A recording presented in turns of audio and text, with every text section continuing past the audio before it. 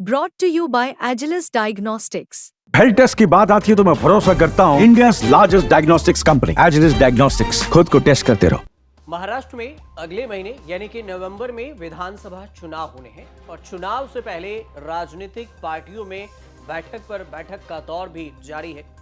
हर party अपना गणित बैठाने में जुटी हुई है और इस बीच में सत्ता में बैठी महायुति से शिंदे सरकार ने अब राहुल गांधी की रणनीति पर पानी फेरने के लिए एक से बढ़कर एक अपना दांव चला है। क्या कुछ दांव चला है वो आपको इस वीडियो में विस्तार से बताएंगे, लेकिन पॉइंट में आपको बता दें कि दो दांव, एक तो क्रीमी लेयर है, दूसरा मदरसा वाला। सबसे पहला दांव चलते हुए केंद्र सरकार से गैर क्रीमी लेयर की आय बढ़ाने का मांग किया है और महायुति की बैठक में सीएम शिंदे ने गैर क्रीमी लेयर में आने वाले लोगों की आय सीमा 8 लाख से बढ़ाकर 15 लाख रुपए तक करने की केंद्र सरकार से सिफारिश की। महाराष्ट्र सीएमओ ने एक बयान में कहा कि कैबिनेट ने महाराष्ट्र राज्य अनुसूचित जाति आयोग को संवैधानिक दर्जा देने के लिए अध्यादेश के मसौदे को मंजूरी दे दी है। अध्यादेश को राज्य विधानमंडल के अगले सत्र में पेश किया जाएगा और इसके साथ ही आयोग के लिए 27 पदों को मंजूरी दे दी गई है। बयान में यह भी कहा गया है कि केंद्र सरकार से क्रीमी लेयर श्रेणी में शामिल होने के लिए आय सीमा को मौजूदा 8 लाख रुपए से बढ़ाकर 15 लाख रुपए प्रति वर्ष करने का अनुरोध भी ऐसा पारित किया जाए, ये प्रस्ताव भी रखा गया है।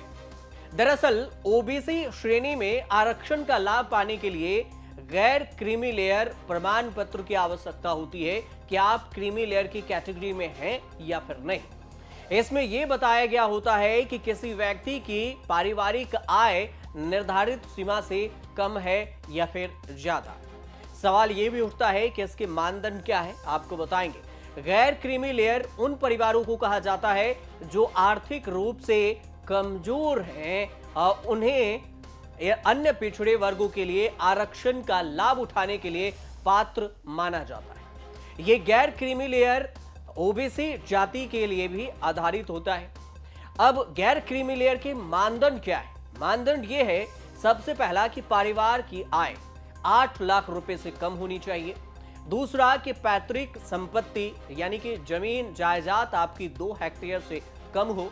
तीसरा शिक्षा, जिसमें परिवार के किसी भी सदस्य के पास ग्रेजुएशन या इससे हायर लेवल की शिक्षा नहीं हो। चौथा कि सरकारी नौकरी, परिवार के किसी भी सदस्य के पास सरकारी नौकरी नहीं होनी चाहिए। पांचवा व्यवसाय, परिवार के किसी भी सदस्य के पास व्यवसाय नहीं होना चाहिए जिसका वार्षिक टर्नओवर 1 करोड़ रुपए से अधिक हो, तब आप गैर क्रीमी लेयर में आ सकते हैं।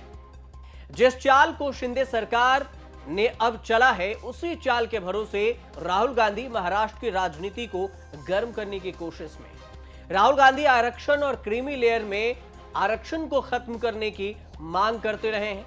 महाराष्ट्र में शिवाजी की मूर्ति के बहाने भी आरक्षण के हित में वकालत करते रहे राहुल गांधी। अब इसी आरक्षण में गैर क्रीमी लेयर को लेकर शिंदे ने नया दांव खेल दिया है। राहुल गांधी के दूसरे चाल को समझिए, उसको भी मात देने के लिए शिंदे सरकार ने दूसरा दांव खेला, मदरसा के शिक्षकों की आय बढ़ाकर।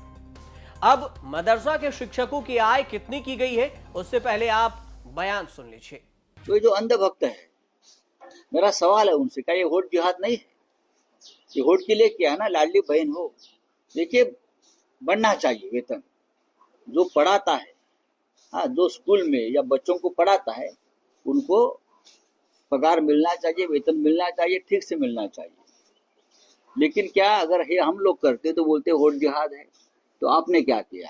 इस महीने भर में कितने निर्णय हुए? हर कैबिनेट में 80 निर्णय, 50 निर्णय, ऐसे हर दिन निर्णय आ रहे हैं। लगभग 400-200 से ज़्यादा निर्णय आए हैं।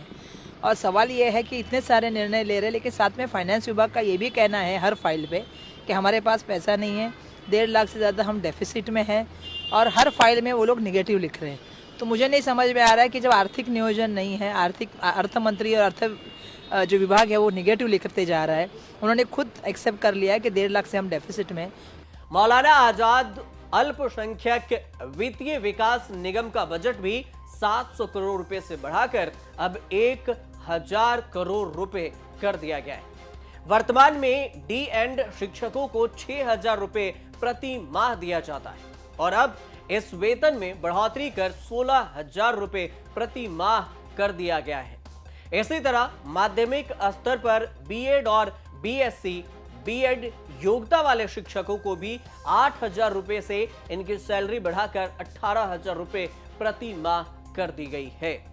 ये मदरसा के उन शिक्षकों के लिए है जिनकी सैलरी पहले कम थी। शिंदे सरकार ने ये सब तब किया जब महाराष्ट्र में 26 नवंबर से पहले चुनाव किसी भी वक्त हो सकते हैं, क्योंकि नवंबर में महाराष्ट्र विधानसभा कार्यकाल खत्म हो रहा है और इसी को लेकर कांग्रेस इसे वोट जिहाद बता रही है, तो बीजेपी कह रही है कि शिक्षा और स्वास्थ्य किसी भी राज्य के लिए जरूरी है। आप बयान भी सुनिए। फॉर्मल एजुकेशन के साथ जोड़ना मदरसों को ये देश के लिए जरूरी है। इसमें अगर फॉर्मल एजुकेशन के साथ जोड़ा जा रहा है तो इसमें कहां से जो है वो समस्या किसको आ रही है। ये जो वर्तमान की महायुति सरकार है, इसको मुसलमानों को खुश भी करना है। मुसलमान इन्हें वोट नहीं करते तो उनके लिए नफरत की बातें भी करनी है। ऐसा दोहरा चरित्र क्यों है? सरकार ने जो भी निर्णय लिए है तो ये निर्णय मतलब सभी लोगों के लिए, जिस तरह नरेंद्र मोदी जी के सरकार ने निर्णय बहुत सारे लिए, 10% आरक्षण दिया, वो सभी हिंदुओं को, मुसलमान को है, सबको है। उसी तरह जो अभी महाराष्ट्र सरकार ने जो मदरसाओं उनके टीचरों का जो मंदिर बढ़ाया है, तो एक अच्छी बात है। मुझे लगता है कि महाराष्ट्र सरकार मुस्लिम विरोधी नहीं है, ये इससे सिद्ध होता है। महाराष्ट्र विधानसभा चुनाव 2024 के चलते आचार संहिता लागू होने से पहले एकनाथ शिंदे सरकार की कैबिनेट ने कई बड़े फैसले लिए हैं और इस कैबिनेट ने आखिरी बैठक में से एक ओबीसी, आदिवासी और अल्पसंख्यकों को कई तोहफे भी दिए हैं। कैबिनेट ने रिकॉर्ड 80 फैसलों पर विचार किया, उनमें से 38 को मंजूरी भी दे दी। इनमें से एक राज्य के मदरसे में कार्यरत शिक्षकों के लिए वेतन में बढ़ोतरी का फैसला भी है। कैबिनेट बैठक में इस प्रस्ताव को मंजूरी भी दे दी गई और ये सब फटाफट किया गया है। महाराष्ट्र विधानसभा के जो सीटें हैं वो 288 सीटें हैं। इनमें 2,59,00,000 वोटर हैं और इनमें से 49,039 मतदाता 100 साल से ऊपर की उम्र के बताए गए हैं। साथ ही महाराष्ट्र में महिला वोटरों की संख्या में 22% का इजाफा भी हुआ है। राज्य में मुख्य रूप से महायुक्ति और महाविकास आघाड़ी दोनों ही गठबंधन के बीच में मुकाबला है और एक तरफ सत्ताधारी महायुक्ति वापसी का दावा कर रही है सत्ता में, तो वहीं दूसरी तरफ विपक्ष एमवीए राज्य के सत्ता पर काबिज होने की बात कर रहा है। इस सब के बीच में शिंदे सरकार ने बड़ा दांव चलते हुए गैर क्रीमी लेयर की आय सीमा बढ़ाने का अनुरोध केंद्र सरकार से किया है। साथ ही मदरसा के शिक्षकों की सैलरी भी बढ़ा दी गई है। लेकिन ऐसे में सवाल ये भी उठते हैं कि मुसलमानों के खिलाफ वकालत करने वाली बीजेपी अब चुनाव के साथ ही मुसलमानों के हितैषी कैसे हो गई।